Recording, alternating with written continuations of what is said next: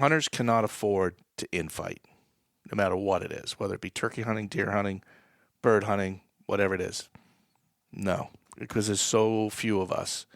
And as we see in other states, even our neighboring state, Vermont, there are groups that wish to, end the way we like to do things. You can choose whatever words you want to put with that, but that's their goal. Right. They don't see that it is a practical thing anymore, that doesn't have a value to them because them themselves lost the value of the landscape. Good point.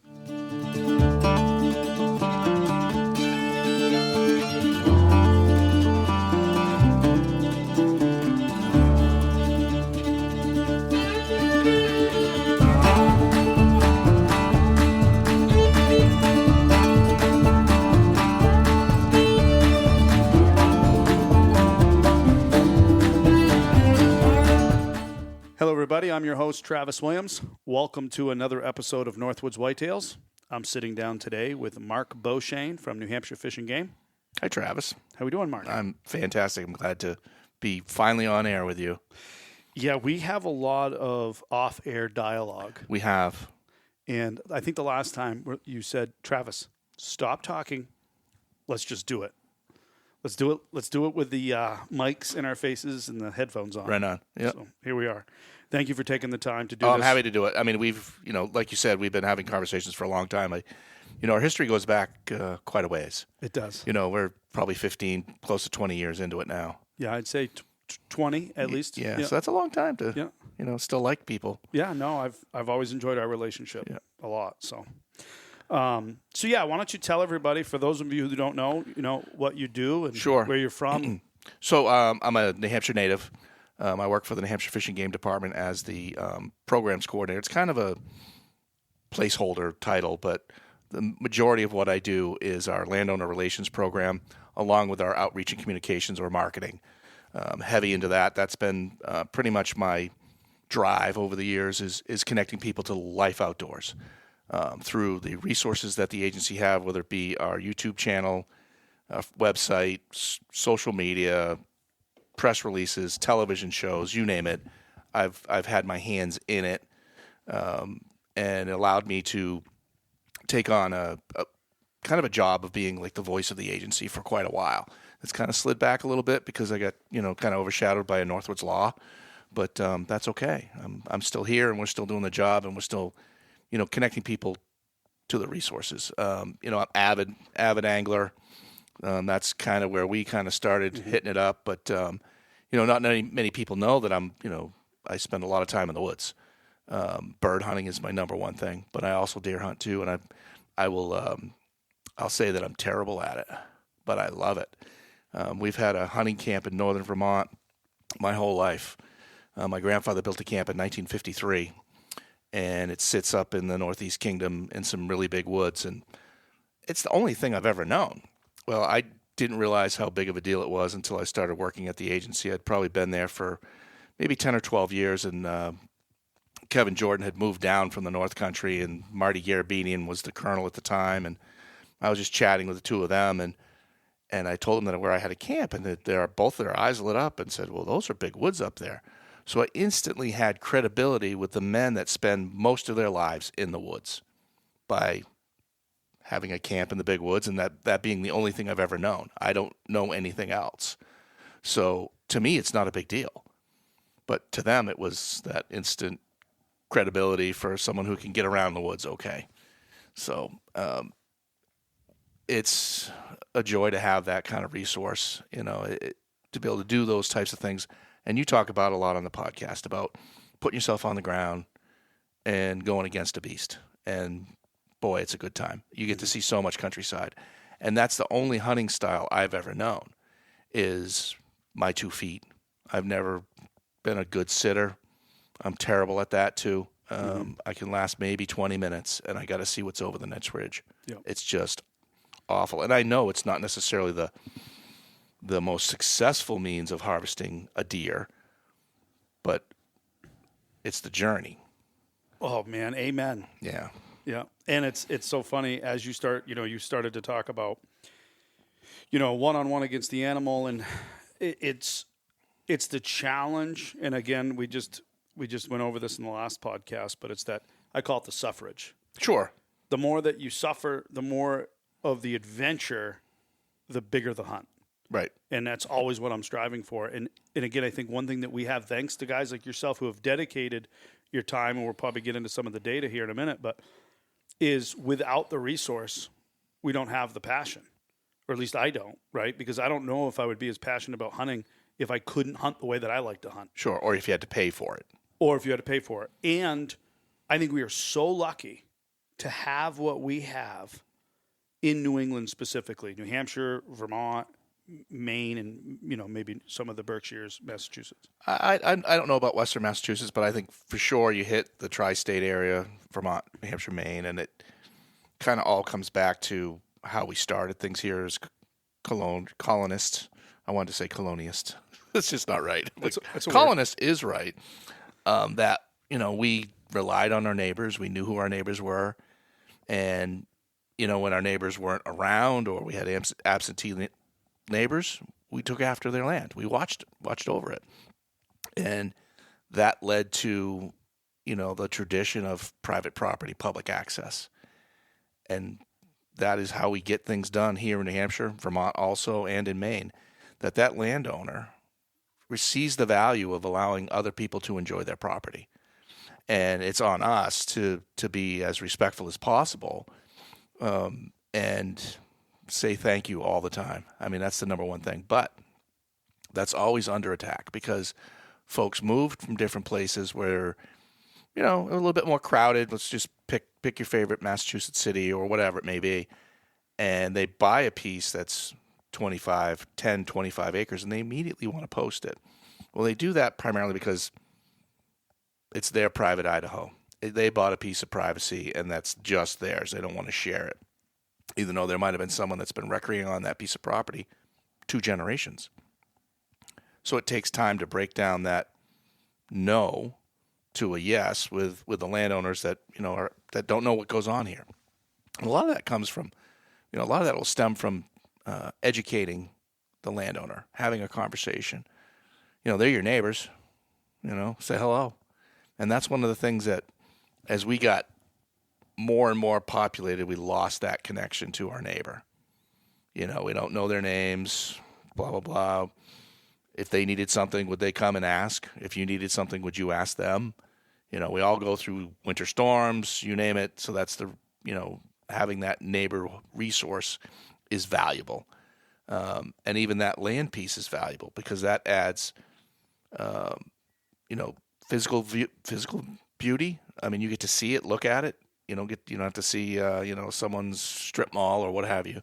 So it's valuing that landowner, I think, is the biggest thing for me. I think that's a very good point. And I'm sitting here in my home. We're at my house. I have 10 acres. We're in a glass room. We can see a lot of my property. And I'm thinking about what you're saying as you're talking. And like my neighbor's Dave right there. You can see his house. Super nice guy. During COVID, I went over and brought him armloads of meat because I'm like, hey, I don't know if you can make it to the store. I had a half a moose. We do a pig every year. We harvest a deer or 2 every year.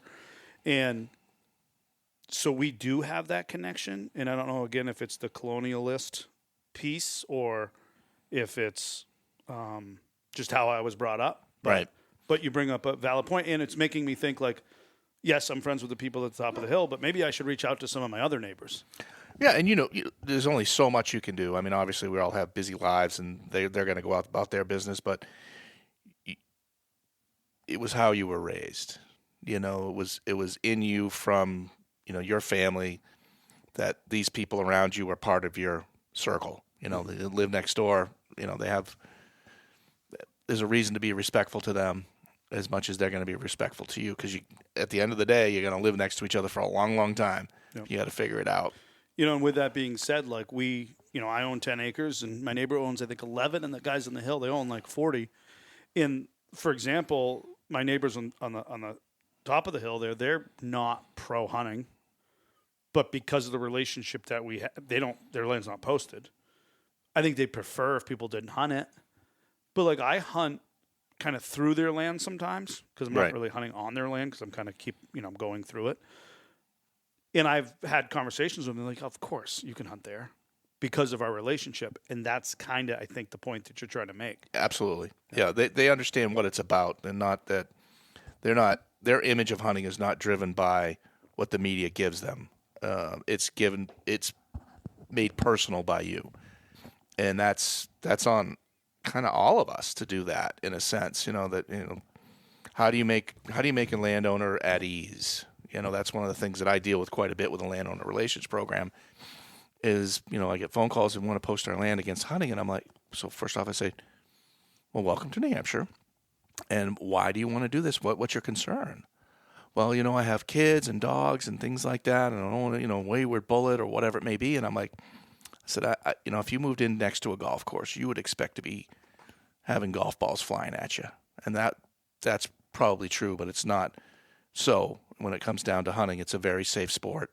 We talk to them about that. And what does that mean in regards to, the legal distances that someone has to be from a house, et cetera. It's very rare that there's a non-hunter involved in a hunting incident. Typically, it's a hunter hurting himself. And most of those are tree stand accidents, when you hear about hunting accidents, but they lump them all together, so it's lumped together with, somebody cut themselves with a knife, dealing with gutting a deer, or, whatever it may be. It all gets lumped into hunting accidents because it was the activity. But the conversation that I have with the landowner is an opportunity to inform them about what we're doing here, what hunters are doing, to give them an opportunity to learn and make their own decision based upon facts versus what the media may feed them in regards to this.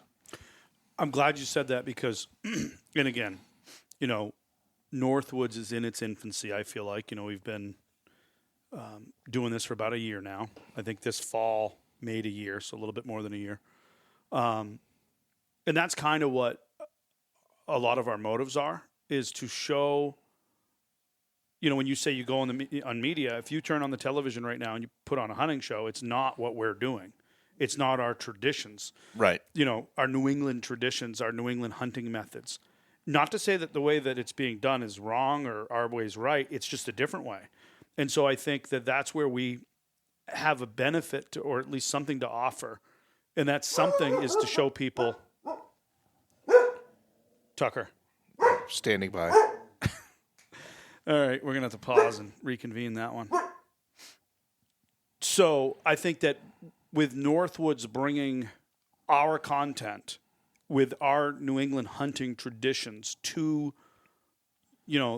the stage, whether that be YouTube being the stage or whatever media source that we use, I find it, like we were talking while we were off air about how only 4% of the New Hampshire, is that what you said, 4%? 4% of the population. In New Hampshire hunts. Yeah.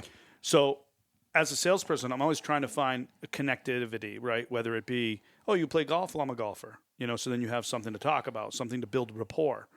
And so organically, usually the fact that I love to hunt and fish, you're in my house right now. Look around you. It's what I do. It's kind of clear. Yeah, it's very clear. Yeah. You walk in and you're like, this guy hunts. So it's amazing how few people do that activity. But then if I do find somebody that's like, oh, that's really cool. My cousin hunts. And Northwoods now, I'm like, hey, check this out. Check out the link. And you know how many times I get people that call me and like, wow. Like when you said you hunted, I didn't know that's what you meant. Like, right. How do you get the deer out of the woods? How many miles do you guys walk? And like, wow, it must be such an adventure. Tell me more. It's just different. And people don't know it. So there's this immediate knee-jerk reaction or an ideology that they have about hunting because of what they've seen in media. Sure. Yeah, and the mainstream media or even the hunting media kind of wants to build a certain image of what it is, and that's typically based around product placement. In my mind, I could agree. Totally be wrong, but I agree. They're a business. They're trying to promote a product. They are a business, and they got to promote a product, and I understand that. But it doesn't get to what you folks are doing in regards to its visceral value. When I say visceral, I mean a story that should come through with this, like your experience you just gave, should give somebody an experience like they were there. You read them a story or you gave the story via podcast. they can put themselves there. They can see themselves doing that. In some of these, mainstream television shows via hunting, it's unapproachable for many. They just can't do it. Not physically or anything else. They just don't have the resources or the time or the money to do so. In many cases, it's just that. It's the dollars to make that happen. It doesn't have to be with, hunting in the Northeast or in New Hampshire. It's a good pair of lacrosse boots and some wool pants and your grandfather's firearm, and you're good to go, and of course a compass, because you may or may not find your way out, but you always do. I try to. Yeah, and that's the sidebar here is that we have hunters that just disappear in the woods for miles and miles and miles, and they never call for rescues. Why is that? Well, they're able to self-rescue. They figured it out. They're prepared to spend the night in the woods if they have to, do whatever it is. So outdoor recreationalists do differ in many ways, and that's one of them. One of the concerns I get from people one of the concerns I get from folks when we partner with like land trusts and stuff like that for our sign program, is like, oh, there's hunting out there? And I'm like, yeah, but they're not using trails. This is just to make you aware that they're out there. You stick to the trails, they're not going to be anywhere near you. So don't worry about that. But those two groups are still on the landscape for something very similar. What is it? I mean, for the hunter, it's the pursuit of game. For that hiker or just trekker, they have some sort of prize in mind. If you could say the deer was a prize or the view was a prize, each one of them have a goal in mind. And there's very little conflict that I've encountered, over my 26 years with the agency between hikers and hunters and vice versa. One of the best stories that I've ever heard, and I think it's, if I had to hang my hat on a podcast that I've heard, the last podcast that Northwoods Whitetails produced, which I don't know when this was going to roll out, but to give it some context, was the one that talked about the Vermont bill with, and I'm going to get the names all wrong, but that podcast, one of the guests, because I want to know his name for this part. Well, of course you do. I can't think of his name, though. You can. Did you pause listen to it? You can pause it and I'm going to pause it for a second. You can have it. We got to get you another beer. Yeah, now that you say that, I don't know if you got to catch the last Northwoods Whitetails episode when they talked about the Senate bill that's happening in Vermont, but Adrian Geyer was on there, and he had an account that he shared with a hiker. So he'd shot this big buck, nice buck, and was dragging it out and ran into a hiker. And at the beginning, I don't want to say it was visceral, but it sounded like it was kind of a visceral reaction to seeing, a dead animal and him dragging it. Yeah. But they talked the entire way out, and they built a relationship. And basically by the end, so he had asked him if he'd help drag it, and he was like, well, no. But then at the end, he's like, hey, give me an end of that. Like, he understood it. He understood it. Doesn't mean, that's what I say to my wife all the time. Like, I don't ever expect my wife to, want to come hunting with me every day. I just want her to understand it, which she totally does. But often we talk about it, I'm like, I wish everybody understood it the way you do. Because she understands, like, the protein, the meat. Sure. I mean, we eat venison 4 out of 5. We're probably having it tonight. She understands the joy that it provides me, which I think this is the biggest piece, and I think this is the piece that we all share, is the tranquility.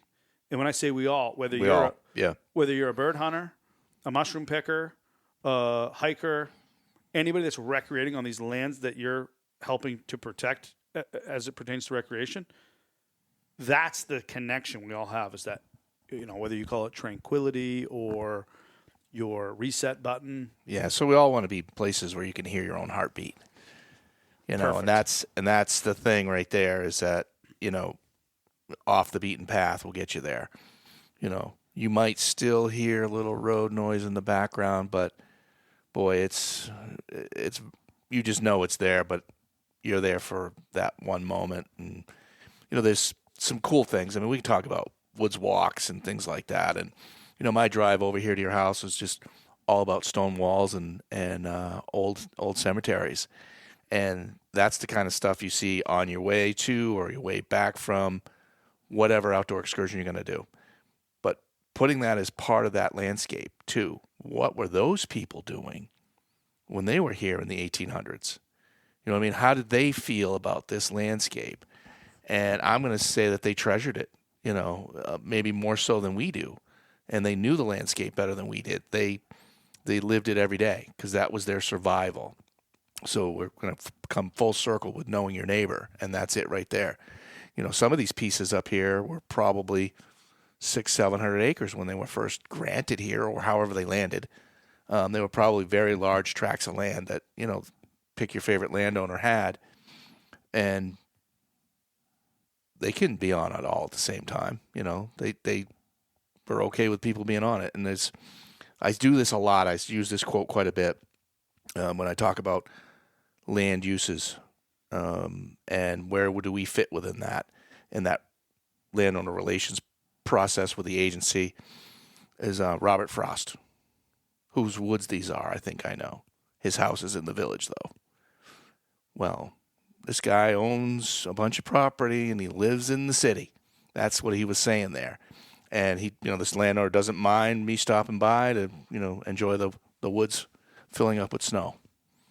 So that's kind of super rooted in the Granite State, that whole mindset. And the upsetting part that we're dealing with as of the past 10, 15 years or so is that influx of new people and not understanding what that is.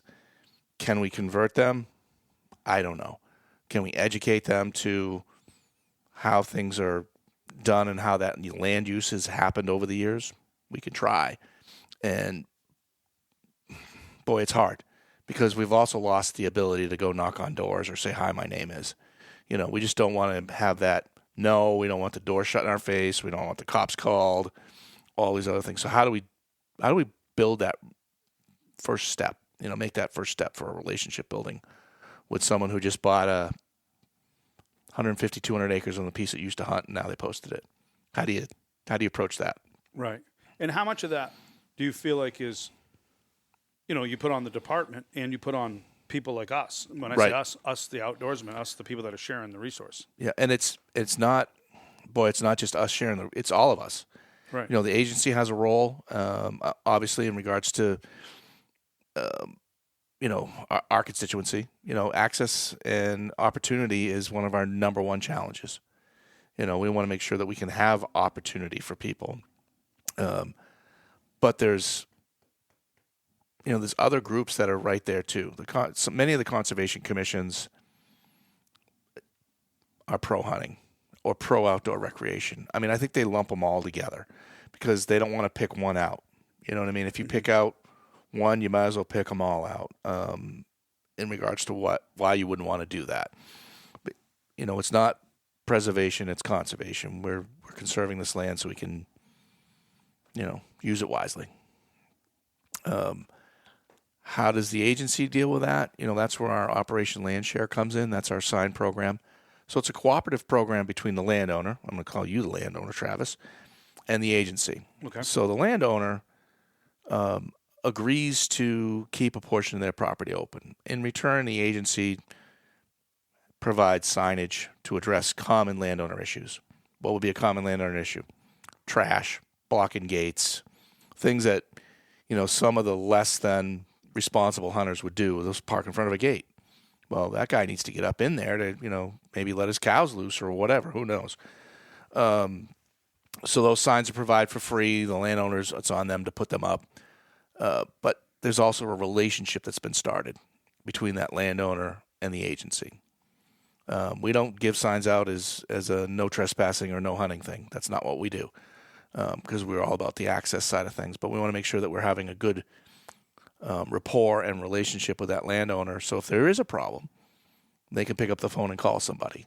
And we can resolve that in many different ways, whether it be, having an officer come visit or just addressing it with different signage or who knows what. I mean, there's a lot of different options on how to fix an encounter that didn't necessarily go well with an outdoor recreationalist.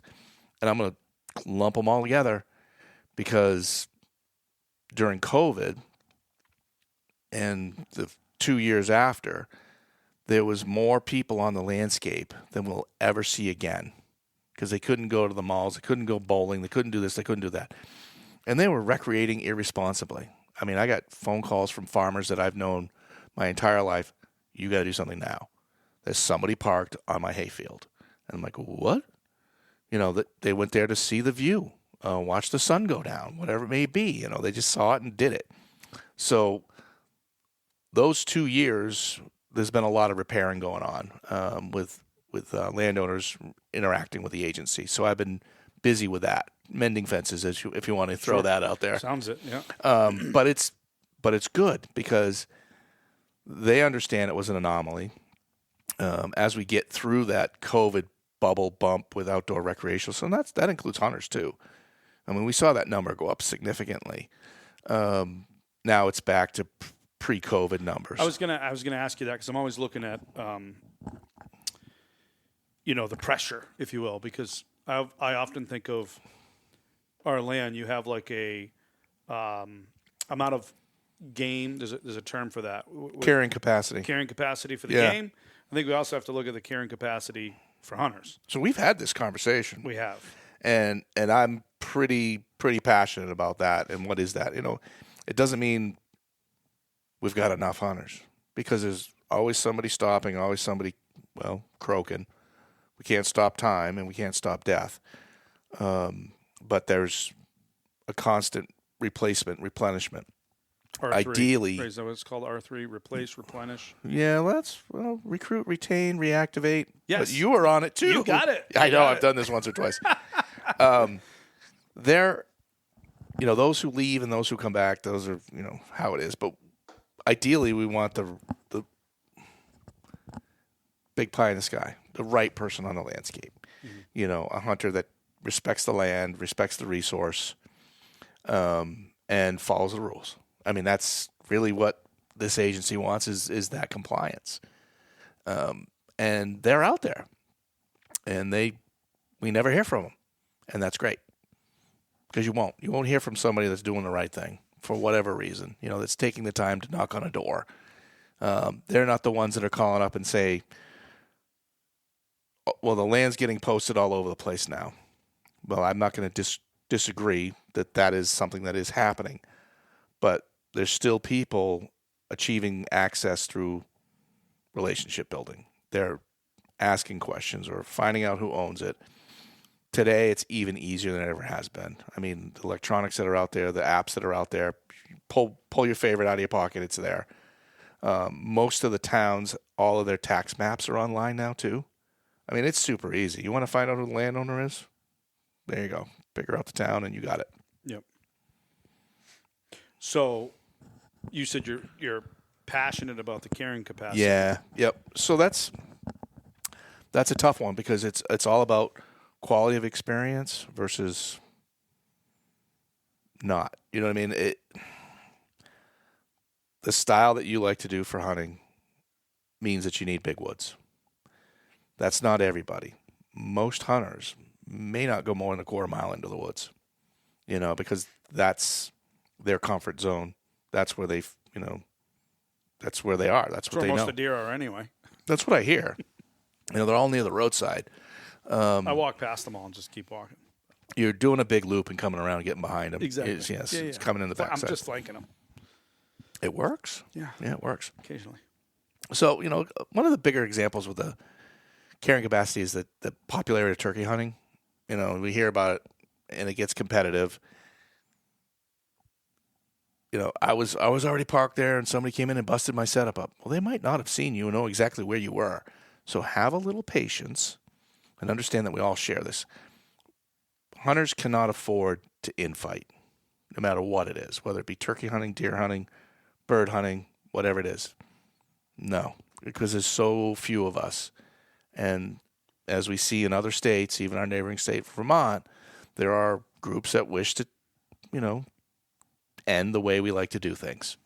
You can choose whatever words you want to put with that, but that's their goal. Right. They don't see that it is a practical thing anymore, that doesn't have a value to them, because them themselves lost the value of the landscape. Good point. That's a good point. You think about it, they don't realize what they're trying to take away because they don't realize what they have or what we have. Right. Yeah. Right. They've only valued it within their small ideals. Their small ideals, their own point of view. Well, Mark, who was just on the podcast, and again, I don't know when this one's going to drop, but Mark Head, he was a logger and he went to school for forestry, so he's extremely knowledgeable. We'll be walking through the woods and he's telling me, that beech tree, the name is actually Fagus americanus because that's the Latin term. So he's very educated on that sort of thing. And he oftentimes talks about how, like, our national forest, a lot of those lands, those woods are kind of like, I think it's called a monoculture. Mono, singular. Okay. Because we don't log them enough. And that's where, like, we as sportsmen, hunters want more game, more habitat. But the, people like, and I don't know this for a fact, but like the Sierra Club, for example, they don't want to see you log it because, they want to see the trees. So that's where you have two groups within the same group. We're all enjoying the same thing. Right. But we have two different outlooks on things. On how it should be. And, you dance around it a little bit there, carbon storage. I mean, that's the thing that's happening in the Northeast now is that these large lumber companies are choosing not to cut timber and then selling that storage or that sequestration of the carbon that these trees provide to help combat global warming. That means it's all the way on the globe. In the meantime, those trees that are not getting cut in New Hampshire and Pittsburgh, pick your favorite town, are getting cut somewhere else. Our global market for lumber has been going up and up and up. It's not declining. So those trees are going to get cut somewhere. If this is a global cycle thing, saving 90,000 acres in New Hampshire, well, they cut 180,000 somewhere else, doesn't make any sense to me. I think we're going to see some pushback on that carbon storage, and that's a whole good topic for you guys too to talk about, because that is not managing the habitat. And what are the results could that happen? I mean, you talked about a monoculture. I mean, you want just forest full of chickadees and red squirrels. That's all they'll be. I mean, if you think about it, if you go for a hike in the whites, especially during the winter, you're lucky if you see a red squirrel. Right. There's nothing. You got some moose. Occasionally. And that's probably the number one critter that I talk about, because I do a lot of different public speaking, et cetera, and everybody wants to know about the moose. And they all know, everybody's memory is 2004 when they were everywhere, and that was a result of very good habitat, lots of food, lots of breeding going on, and then the habitat started to change. Well, no, the trees and the land's still there, but the trees got bigger. Most people see the moose in giant woods, and that's really not where they're going to live. The term moose, that name, is Algonquin, which is the native tongue in the Northeast, and it means twig eater. That's what they're eating. They're eating that young growth from doing all that timbering, and all these other animals benefit from it. And I'll skip off the hunting group for a little bit and go into our largest outdoor recreationalists, birders. That's the largest. It is the biggest group. I mean, wildlife watchers, but most of those are birders. So, and that's a huge group. And in the Northeast, it's kind of a mecca. We don't see them. Do you know why we don't see them, Travis? You don't notice them? I don't notice them. Do you know why we don't notice them? Because it's not our game. Right. We're not paying attention to it. I guess, I know some friends. I just had a friend call me the other day. He's like, I think I might get into bird watching. I'm seeing these 3 birds. He actually texted me a picture, and I was Googling it. So, I mean, I get it. Like, yeah. Like, and again, I say this to people all the time. The thing that draws me to the nature are those moments. The moment you have with that red squirrel, the moment you have with a bird, what is that bird? The things you see, and that's what I love about the unbeaten path, is I feel, and I'm wrong, but it feels like I'm the only person who's ever seen this thing. So you're not wrong, because you are that only person in my mind, because that's your gift from that wildlife or that tree, that was funky looking and looked like a whatever. I got a picture of one that I'm sure you do. I mean, we all got some oddball looking trees I'll pictures show it we've to you taken. here in a second. It's nuts. But the bird watchers that come to New Hampshire, like this time of the year before leaf out, April, end of March or April, etc. They're there for all these funky little warblers and other birds that spend their entire winter in South America. That's crazy. So these are known as neotropical species. They come to New Hampshire to party, breed, and then eat, and then go back south. So this is like their summer break from the tropics of somewhere in South America.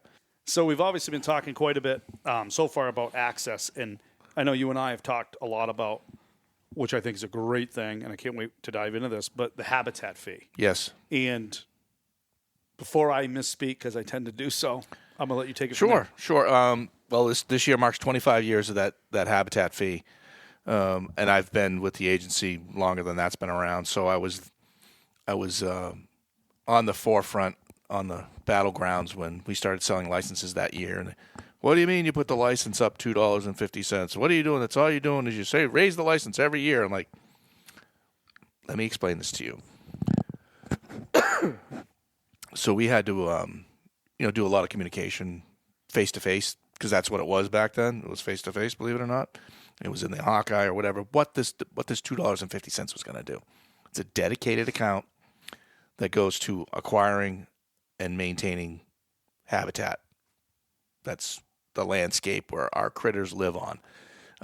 And most of the habitat that's conserved and manipulated is for game species, because when you manipulate for game species, it has this effect across the board for other wildlife.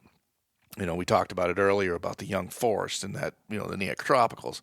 So we go in and we do, apple tree release. And now you got a bunch of apple trees. Now you got birds on these apples in the fall and deer on them in the fall, et cetera. So they all benefit from the same food source. So this $2.50 is only paid by hunters and trappers. And it has done a lot of work over the past 25 years. What are we looking at? Just off the top, 36,000 acres in New Hampshire that's been part of this program that are open for recreation. That's all types of recreation, except for motorized in some of these cases. But that's a lot that's happened over So when you say 25 years. 36,000 acres, this is basically private lands that you have secured rights. Yep. That was once private, whether it be corporate or personal side of things. So one of the bigger tracts is the Connecticut Lakes Natural Area. That's in Pittsburgh. That's 25,000 acres. That's just a small little piece of land up there. That came from a transaction when the paper companies were changing hands in Pittsburgh, and we were offered an opportunity to secure this piece of property that had been timbered on a regular basis, but was still of interest to the agency for many reasons. It's some prime winter habitat for whitetail deer, for one, and we got that access there or the easement there via fee. So the $2.50 habitat fee actually secured that. It was $700,000. That was a big purchase. Now is that like you own it, or do you still have? Is like an easement where we own it? There's still timbering practices that will go on that piece of property because that's maintaining habitat. Sure. So the agency does not have resources to do all that timber work. So we'll contract it out. We'll do what's called a timber sale. So pick your favorite logger, comes in, does his job. We sign off on it. He gets his check. The lumber gets cut, and the cycle starts again. We get new growth, and it's win-win. In many cases, while that operator is there or that operation's going on, there may be some additional things that happen as part of the agreement. Maybe this place needs to be released a little bit more, or there needs to be some bronto work or mulching work. We can use, some people call it a bronto, but it's a mulcher. Just basically takes a tree and turns it into chips. And it's one of the better ways to do, to encourage regeneration, new growth. So that's one of the pieces that this habitat program does, but a lot of it is just dealing with maintaining boundary lines, gates, and that on-the-ground habitat work, whether it be releasing apple trees or doing those specific timber operations to benefit woodcock, grouse, white-tailed deer kind of fall right in those two right there. Grouse and deer kind of live together in the same places. So that's good stuff for hunters and trappers too, because a lot of what they do is also a lot of beaver work to encourage beaver, believe it or not. And that's all part of that $2.50 habitat fee. It's done a lot over the years at $2.50. But if you think about what you got 25 years ago for $2.50, it probably, we could walk away with a sack of bunch of burgers, have a good day, you and I. Now you couldn't do that. You might even get a half of one. So those dollars aren't going as far as they did. And of course, the sales of hunting license and trapping license has been flat. So that number really hasn't grown up or gone down. And costs have changed. So is there a market for more money in there? And I think there is. I think, that we should look at outside of the norm, outside the hunters and trappers. What are these other user groups that are benefiting from this open land? Number one, what does this open land bring to the state? Does this open land bring recreation? That's foot traffic recreation, somebody that's going to, we keep alluding to the mushrooming, but that's kind of a thing that I like to do. So, but you got to have big land to do that. You have to have open property to do it. So how do we get these other groups to have some skin in the game? Because they'll tell you right now, well, my property taxes take care of all that stuff.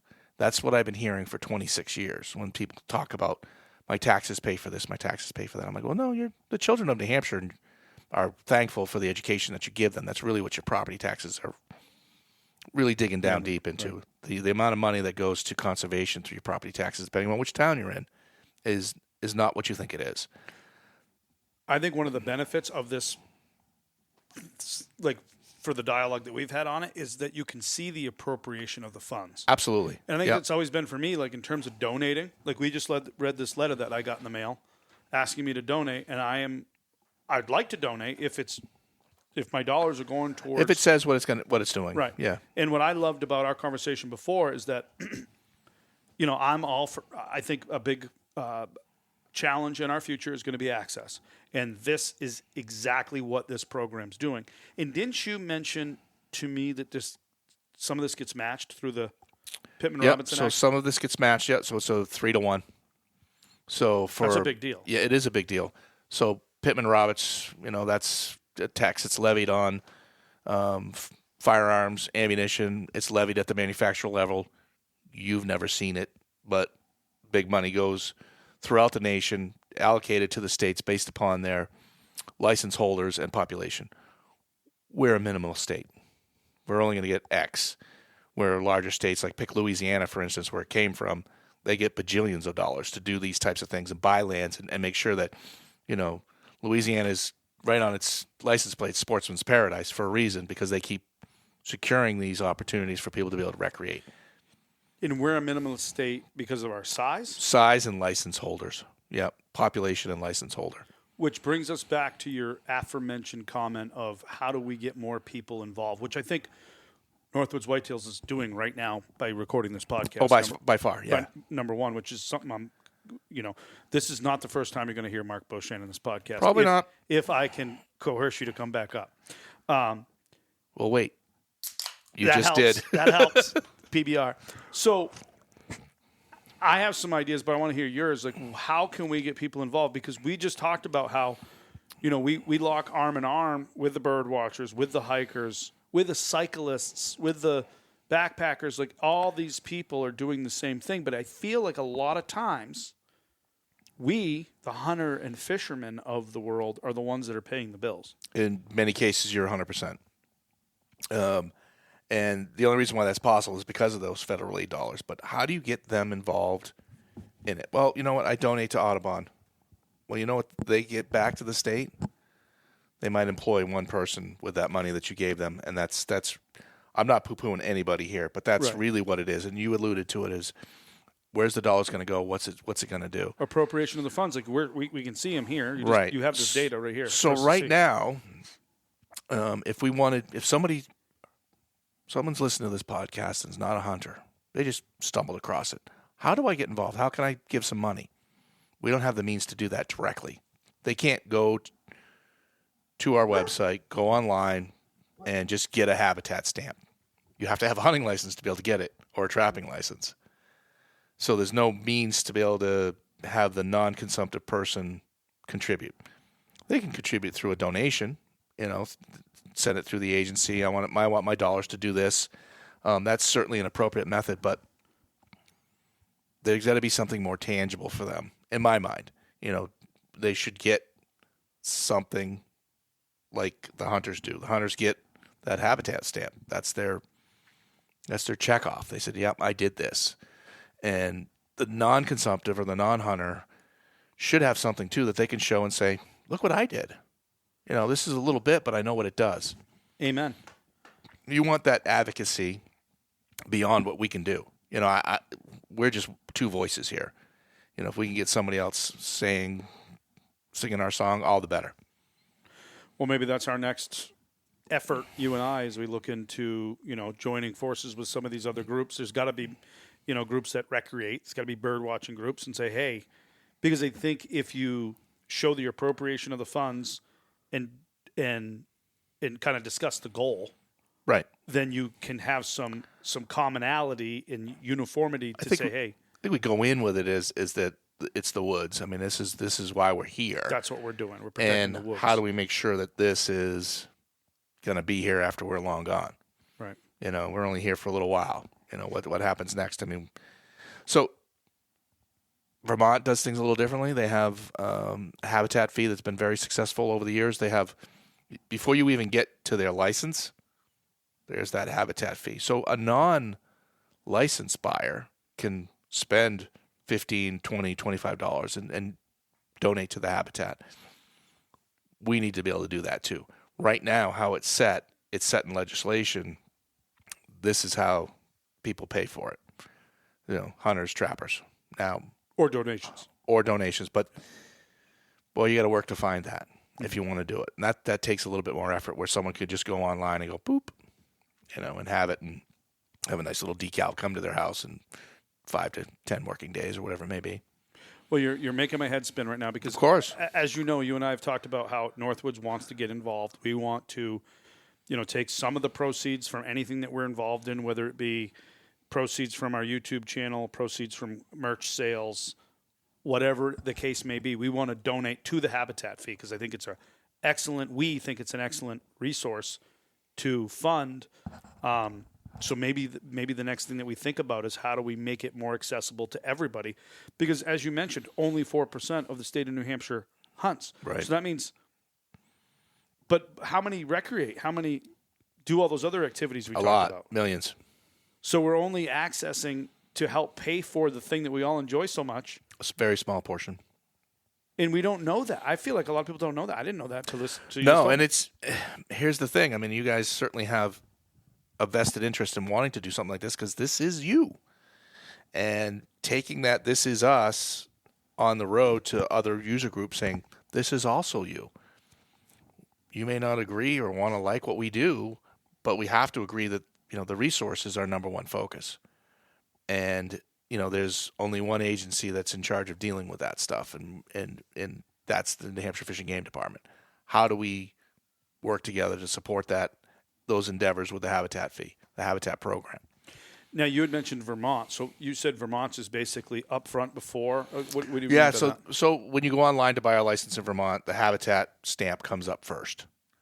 So you could just go in and buy that and not buy a license? Exactly. And why can't we do that? Right now, it's only set up legislatively for the license fee structure that it's tied to a hunting or trapping license. And what would it take to change that? A little bit of work, a little bit of legislation work, And it's not impossible, but there's always certain climates that you got to be mindful of when you try to make change. Mm-hmm. And there's also some support not only in the hunting community but outside the hunting community to bring that up. I mean, most hunters that we did surveys, the Wildlife Habitat Program did surveys. They surveyed hunters and trappers. And it was very extensive. And the goal was to test the waters in regards to how would people feel about raising this habitat fee and where would it be? What would be the dollar amount? most people land at about $7. When you think about that, you spend $50 on a hunting license. $7 or $10 is not. It's not a big jerk. It's not a big yank. You can do that. But also know that $10 that you just gave is now $40. That feels a lot better. Again, I think it's all about education, Mark, because just the conversations that you and I have had, I feel like I'm more connected than most, right? Because I'm passionate. We talk all the time. Like I've always, and my dad, I've even heard him say it. Like he's like, I buy my bear tag every year. I figure the state can use the money. What is the bear tag money? Where does that go? So many of those specific tags, turkey, pheasant, bear, moose, those dollars are just put in their own little bank, and they're program specific only. They're dedicated funds. Which again, I think there's nothing wrong with that. But my point, I guess, is that I think a lot of us people assume, myself included, that like, oh, if I give $10 to Fish and Game, it goes to Fish and Game. Like this is tangible because you're showing the whole path of that dollar bill. Sure. And the fact that a lot of it's matched 3-1, which I want to dive in more into that at some point about how can we get more of that money. Like, does that mean we have to increase our license sales? Is it impossible? A lot of it comes with match. So if we raise more money, if we're able to create a platform where we get more, if we, access more than the 4%, could we potentially get more money from the Yes.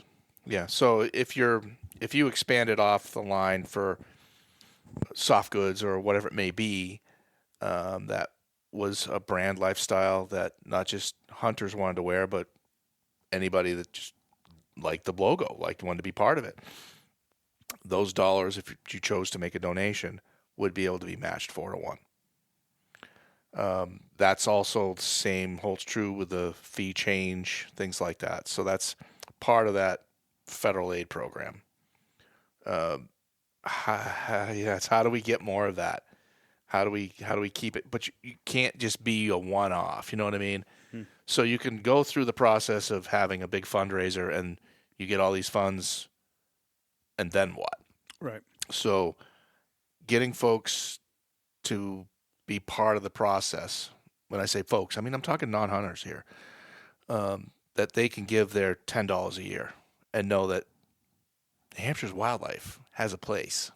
I mean, that's just cool. I mean, wouldn't you think that's something you want to be part of? Yeah, 100%. And I don't think I would probably be strongly say that most people don't know how these wildlife is taken care of. They do know what the agency is. They don't know what habitat is. It's just not in their wheelhouse. Mm-hmm. That's not a bad thing, but they're also the same ones that enjoy it when they see it. So that enjoyment should have some sort of reflective value to what your experience is.